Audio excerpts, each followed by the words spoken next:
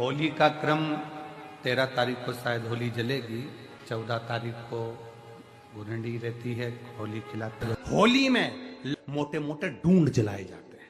डूंडा की राख तैयार होती है, उसका कालापन जो तैयार होता है उसको उठाकर ले आए और कपड़े में उसको छान कर राख तैयार कर 3-4 बार छानने के बाद उस भस्म को 12 बजे से 1 बजे के बीच में शिव जी को समर्पित कर देता है और उस भस्म को उठाकर उसमें घी मिलाकर मस्तक पर तिलक लगाकर चले जाता है। वो जिंदगी में कभी हार नहीं सकता, विजय ही पाता रहता है, उसकी कभी हार नहीं हो सकता।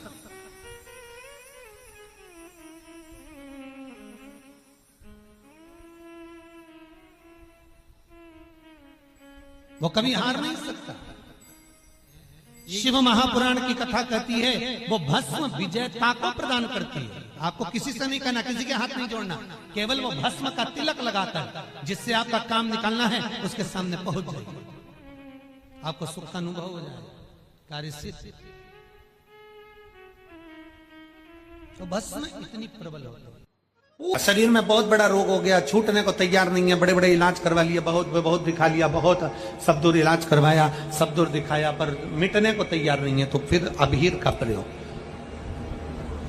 एक चावल का दाना, एक श्वेत पुष्प और अबीर भगवान शंकर को समर्पित कर धीरे धीरे धीरे धीरे शरीर का रोग अपने आप समाप्त होना प्रारंभ हो जाए। पूरी कहानी गलत बताई। अगर दुनिया के लोग सही कहानी बताते तो भतीजा और बुआ का संबंध खराब नहीं होता। कहानी गलत थी ना।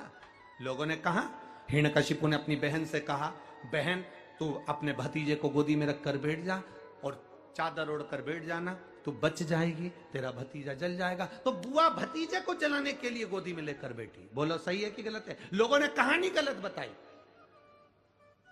होली का लोगों ने कहा उसने अपने भतीजे को जलाया। पहले तो होलिका का नाम तो निकालो कि होलिका का नाम क्या है। कथा वालों ने कह दिया हिरण्यकशिपु की बहन थी होलिका, वो अपने भतीजी प्रहलाद को गोदी में लेकर बैठ गई। वो प्रहलाद को हाथी के पांव के नीचे डाला, खोलते तेल में डाला, अग्नि में डाला, इसमें डाला, उसमें डाला, नहीं मरा। आखिरी में अपनी बहन से कहा होलिका तो अपने भतीजे को गोदी में लेकर बैठ जा। पहले उस होलिका का असली नाम तो लाओ, जिस होलिका का नाम विष्णु पुराण में डूंडा लिखा है। क्या नाम लिखा है? डूंडा। होलिका का असली नाम लिखा है विष्णु पुराण में डूंडा। इसलिए आज भी होली में लकड़ी नहीं जलाई जाती, मोटे मोटे डूंड जलाए जाते हैं, क्योंकि उसका नाम डूंडा है। और डूंडा बैठी अग्नि में, भतीजे को गोदी में लेकर बैठ गई। उसके पास में एक ब्रह्मा जी की चादर थी, जिसको ओढ़ कर बैठ जाती थी तो आगी में जल नहीं सकती थी। डूंडा ने देखा चारों तरफ से आगी लग गई, मेरा भतीजा जल जाएगा। तो बुआ को लगा मेरा भतीजा जल जाएगा। बुआ वो होती है जो दुआ देती है, बुआ कभी बद्दुआ नहीं देती है। और डूंडा ने अपनी चादर को उतारा, आगी चारों तरफ से लग गई। बुआ को लगा मेरा भतीजा जल जाएगा, तो अपनी चादर उतार कर अपने भतीजे पे डाल दी और बुआ खुद जल गई, पर अपने भतीजे को नहीं जलने दिया। ये कथा है, पर लोगों ने उसको पूरी पलट दिया, पूरा पलट दिया। बुआ कब जलाई अपने भतीजे को? होली का क्रम 13 तारीख को शायद होली जलेगी, 14 तारीख को गुरंडी रहती है, होली खिलाती है। पिछले वर्ष थोड़ा सा होली का क्रम रहा, तो अब की बार सब जगह की होली में ना जाते हुए केवल एक होली, वो भी सीहोर की, वो 15 तारीख को महादेव की होली, मार्च को महादेव की होली। अपने शिवालयों में शंकर जी शिव मंदिर के अंदर चंदन का जल 1 लोटा अवश्य चढ़ाएं। महादेव की होली अवश्य मनाएं। होली आ रही है, लगी नहीं रिया की होली जैसा है। दिवाली आती है तो लगता ही नहीं कि दिवाली जैसा है। राखी आती तो लगता ही नहीं राखी जैसा है। सारे त्योहार फीके हो गए गुरुजी। हमने कहा त्योहार फीके नहीं हुए, त्योहार का कलर फीका नहीं हुआ, त्योहार का रंग फीका नहीं हुआ है। बस त्योहार वही है, गुलाल वही है, मिठाई वही है, गुजिया पपड़िया वही है, खुरमे चकरी वही है, पपड़िया वही है, गुजिया वही है, इंसान वही है, बस बाजार में से जो रौनक समाप्त नहीं हुई है, रौनक आपके भीतर की समाप्त हो गई। आपके भीतर इतनी ईर्ष्या भराती गई, इतनी ईर्ष्या भराती गई, इतनी ईर्ष्या भराती गई कि वो ईर्ष्या के कारण, उस अहंकार के कारण, उस अहम के कारण तुम एक दूसरे से मिलना पसंद नहीं कर पाते। पहले के लोग कहते थे हमारे यहाँ जब होली होती थी इतने लोग आते थे, मिलने जाते थे, गुलाल लेकर जाते थे। आजकल तो कोई दिखता नहीं है। कारण केवल इतना सा है, तुम्हारा अहंकार, तुम्हारा ईगो, तुम्हारा अभिमान तुम्हें अपने घर से बाहर नहीं निकालता। तुम घर से बाहर नहीं निकलते अपने अहंकार के कारण, अपनी काया के कारण, अपनी अभिमतता के कारण। आप दूसरे से मिलना पसंद नहीं करते। जरा सा कोई ने कलर लगाया तुम्हें क्रोध आ गया, जरा सा किसी ने गुलाल लगाया तुम्हें गुस्सा आ गया, जरा सा कोई आया भाभी जी भैया जी करके गुलाल लगा गया, तुम न न न न न न न न न न कहां जाओ। इतने वीआईपी हो गए, इतने वीआईपी हो गए, इतने वीआईपी हो गए कि अपने त्योहारों से भी दूर हो गए। मेरा निवेदन है, होली का त्योहार आ रहा है, उस फागुन के त्योहार में मेरा देवाधिदेव महादेव माता पार्वती के साथ होली खेलता है, मेरा कृष्ण कन्हैया राधा रानी के साथ होली खेलता है। आप भी अपने इष्ट मित्रों के साथ होली खेलिए और दिल से खेलिए। अरे सीहोर में, सीहोर जिले में एक होली होती थी। उस होली का नाम हमने पिछली बार बदल दिया था। कौन सी होली कर दी थी? महादेव की होली। पिछली बार हमारे सीहोर जिले में हमेशा होती आई थी वो होली, थोड़ा उसका नाम हमने चेंज कर दिया था तो उसको महादेव की होली कर दिया था। मेरे सीहोर जिले के रहने वाले सभी रहवासियों से, जिले भर के निवासियों से निवेदन करना चाहूंगा, वो पुरानी होली को बंद कर महादेव की होली नाम दिया गया है। शिव मंदिर में जाना है, चंदन का जल शिव जी को 1 लोटा चढ़ाना। एक बात अपनी जिंदगी में उतार कर रखो, शंकर भगवान को घी का दिया भी लगाओ तो तुम्हारे घर में जो असली घी हो, थोड़ा सा भले 1 पत्ती लगाओ, भले इतनी सी बत्ती जलाओ, पर असली घी की जलाओ। शिव जी को अगर चंदन भी लगा रहे हो तो असली लगाओ। शंकर भगवान को चावल भी चढ़ा रहे हो तो असली चढ़ाओ। शंकर भगवान को अगर अष्टगंध भी चढ़ा रहे हो तो असली चढ़ाओ। केमिकल का कोई चीज मेरे महादेव को मत चढ़ाओ जिससे भगवान शिव की मूर्ति नष्ट हो। ऐसी कोई चीज मेरे महादेव को ना चढ़ाओ। अगर शंकर भगवान के साथ आप होली खेल रहे हो तो चंदन का पानी शंकर भगवान को चढ़ाइए, अष्टगंध का जल भगवान शिव को चढ़ाइए। तो करो तैयारी, आ रहा है त्रिपुंड धारी महादेव की होली। बड़े आनंद के साथ मेरा निवेदन, अपने शिवालयों में, शंकर जी के मंदिरों में, सीहोर जिले के प्रत्येक शिव मंदिर के अंदर चंदन का जल 1 लोटा अवश्य चढ़ाएं, महादेव की होली अवश्य मनाएं। और भाव के साथ 5 मंदिर हम भी जाएंगे, कोई जुलूस नहीं, कोई क्रम नहीं, बस बाबा को आराम से जल चढ़ाना ही एक नियम है और बाबा को जल चढ़ाएंगे।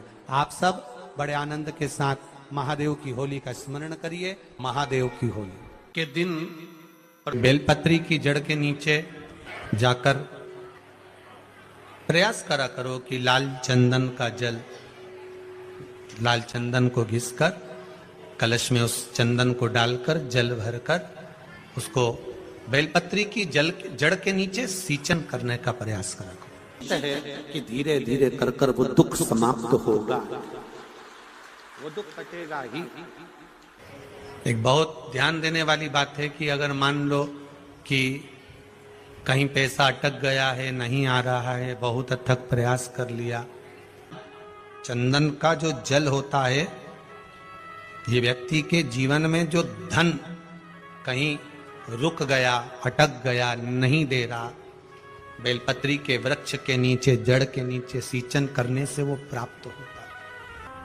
अथर्ववेद में वर्णन किया गया कि पीपल के वृक्ष की जो जड़ होती है, बेलपत्री के वृक्ष की जो जड़ होती है और आंवले के वृक्ष की जो जड़ होती है, इसके नीचे स्वर्ग का निवास होता है।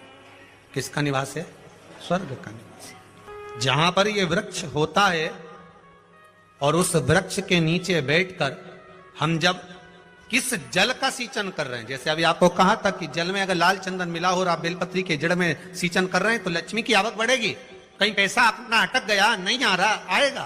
पीपल की जड़ में इत्र का जल, पीपल की जो जड़ होती है उसमें इत्र का पानी, थोड़ा सा जल उसमें थोड़ा सा इत्र का भाग हो महाराज, और आप भगवान पीपल देव, पीपलेश्वर महादेव का स्मरण कर कर पीपल की जड़ में अगर जल चढ़ा रहे हैं और मान लो शरीर में कोई कष्ट हो गया है, शरीर में कोई रोग हो गया है, कोई मालूम पड़े ये हाथ 4 दिन से दुख रहा है या 4 दिन से ये नस दब गई है या ये कमर दब रही है, तो आप 2-4 दिन कर देखो।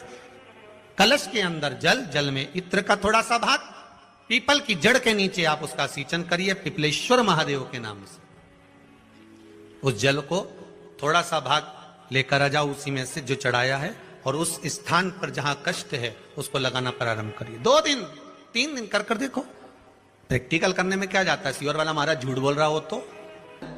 कभी कभी अगर ऐसा लगे जीवन में कि दुख बहुत ज्यादा आ गया है, बहुत तकलीफ आ गई है, तो लाल चंदन को घिसकर उस लाल चंदन का लेपन भगवान शंकर पर कर कर फिर पानी चढ़ाओ। अगर कोई संकट भारी है और निकट रहा, जैसे किसी नारी का गर्भ नहीं ठहर रहा, 15 साल हो गए, 20 साल हो गए, 25 साल, जैसे इसने लिखा एक माता ने कि 18 साल की बेटी हो गई थी पर संतान में पुत्र नहीं, तो उसने भाव से कथा सुनी। ऐसे आपके भीतर अगर 20 साल हो गए, 25 साल हो गए, 30 साल हो गए, संतान का सुख ही नहीं है, लाल चंदन का लेपन बाबा भोलेनाथ पर करना प्रारंभ करो। पीठिका पर लाल चंदन का लेपन करना प्रारंभ करो। लाल चंदन से बाबा का श्रृंगार करना प्रारंभ करो। एक बेलपत्री पर लाल चंदन, दोनों पत्ती नीचे वाली, जो नीचे की जो 2 पत्ती होती है इस पे लाल चंदन, और बीच वाली पत्ती पर पीला चंदन लगाकर बाबा के शिवलिंग को समर्पित करिए। बाबा से प्रार्थना करिए, रोज प्रार्थना करो। परंतु एक बात का स्मरण रहे, 25 साल हो गए, 20 साल हो गए, 30 साल हो गए, संतान नहीं, तो पहले जल से अभिषेक कराना, अभिषेक कराकर उस जल का आचमन करने के बाद हाथ को खासा करना, धोना, उसके बाद में फिर वापिस बाबा का स्नान कराओ, फिर चंदन का लेपन कराओ, फिर 1 लोटा जल चढ़ाकर बाबा का स्नान कराओ। बाबा का बड़ा सुंदर भाव से लाल चंदन से जो अभिषेक करता है, बाबा को लेपन कर कर फिर जल चढ़ समर्पित करता है, निश्चित है उसकी गोदी मेरा देव अधिदेव महादेव जरूर भरता है। ये निश्चितता है। हम तो बेटियों से भी कहते हैं, जिसका विवाह नहीं हो रहा हो, 25 साल, 30 साल, 27 साल, 28 साल, 32 साल, 40 साल हो गए हो, नहीं हो रहा हो बेटा बेटी का विवाह, उसे लाल चंदन का प्रयोग अशोक सुंदरी वाली जगह पर 7 बिंदी लाल चंदन की लगाकर 7 बेलपत्र 7 बिंदी पर रखिए, और महाराज अपनी कामना कर कर भगवान से आइए, बाबा देगा, करेगा, 3-4 महीने में विवाह पक्का करेगा। ये लाल चंदन की महत्वता है। शिव तत्व। रोग बढ़ गया, बेलपत्री के वृक्ष के नीचे दीप लगाना प्रारंभ करो। बाबा से विनती कर कर घी का दिया लगाइए बेलपत्र वृक्ष के नीचे, बाबा से निवेदन करिए, रोग निवारण। कि एक बार पांडवों ने अश्वमेध, एक बार आवर्त महोत्सव रखा और एक यज्ञ रखा। उस यज्ञ का नियम था, पहले जो यज्ञ होते थे उन यज्ञ का नियम था, यज्ञ में घंटा लगता था। वो यज्ञ की जैसी पूर्णाहुति होती थी तो यज्ञ का घंटा अपने आप बज जाता था, अपने आप बजता था, उसे बजाता कोई नहीं था, अपने आप बजता। आज यज्ञ का घंटा नहीं बजा तो युधिष्ठिर ने पंडितों से पूछा, ब्राह्मणों आपने यज्ञ करवाया पर ये यज्ञ का घंटा नहीं बजा। ब्राह्मणों ने कहा, हमने तो यज्ञ अच्छा करवाया पर घंटा क्यों नहीं बजा, समझ में नहीं आया। तब इतने में ब्राह्मणों में से एक ब्राह्मण यज्ञाचार्य ने कहा, मुझे लगता है यज्ञ 2 तरह का होता है, एक यज्ञ जो अग्नि में सांकल्य दी जाती है तो अग्नि देवता प्रसन्न होते हैं, और दूसरा यज्ञ वो कि भंडारा किया जाए और लोगों के मुंह में भोजन दिया जाए, वो यज्ञ भी प्रबल होता है। महाराज हमको लगता है यहाँ दोनों यज्ञ हुए, एक यज्ञ आहुतियों का, एक यज्ञ भंडारे का। मुझे लगता है भंडारे में कोई भूखा रह गया है, कोई भूखा है। अब वो भूखे व्यक्ति को ढूंढो। पांडव गए और पांडव जाकर जरा पता करो कि भूखा कौन है अपने नगर में, यज्ञ का घंटा बजेगा। जाकर देखा तो एक कुटिया में एक संत बैठे हुए थे। बाबा आपने भोजन किया है? नहीं। आपने भोजन नहीं किया? नहीं। क्यों नहीं किया? मैं काय को भोजन करूं, भंडारा हो रहा, चलो भोजन करो। नहीं नहीं मैं नहीं करता। भंडारे में भोजन नहीं करोगे? नहीं। क्यों नहीं करोगे? मैं उसके घर में भोजन करता हूं जो मेरे को 108 अश्वमेध यज्ञ का पुण्य देता है। पांडव मेरे को 108 अश्वमेध यज्ञ का पुण्य दे दे, मैं उनके यहाँ भोजन कर लूंगा। अब पांडवों ने सोचा अपनी जिंदगी में पहला तो अश्वमेध यज्ञ कर रहा है, और 108 अश्वमेध यज्ञ तो हमने कभी जिंदगी में नहीं करे, तो हम इसको पुण्य कहां से दे बाबा को। पांडव चले गए। द्रौपदी ने पूछा कोई मिला? हाँ, एक संत मिला है, पर 108 अश्वमेध यज्ञ का पुण्य मांग रहा है। द्रौपदी ने कहा चलो मैं लेके आती हूं उस बाबा को। द्रौपदी गई, रथ लाया गया। द्रौपदी ने कहा रथ में बैठकर नहीं जाऊंगी, पैदल जाऊंगी। चप्पल लाई, द्रौपदी ने कहा नग्न पैर से जाऊंगी। नंगे पैर द्रौपदी उस संत के दरवाजे पर पहुंच गई। बाबा चलो, हमारे यहाँ यज्ञ हुआ है, भंडारे का भोजन करना। बाबा कहते हैं द्रौपदी तुझे मालूम नहीं, मुझे 108 अश्वमेध यज्ञ का पुण्य दे दे, मैं तेरे यहाँ भोजन कर लूंगा। द्रौपदी ने कहा लो बाबा, संकल्प छोड़ती हूं और 108 अश्वमेध यज्ञ का पुण्य तुमको देती हूं।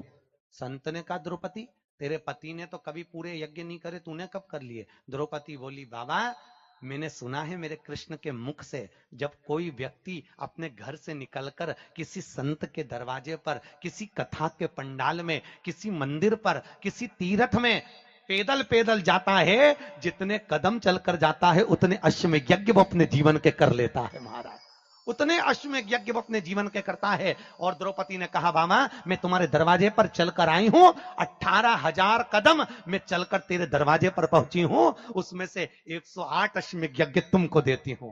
संत उठकर खड़ा हो गया, द्रौपदी के यहां गया, भोजन करा, तो यज्ञ का घंटा बज गया महाराज, यज्ञ का घंटा बजा।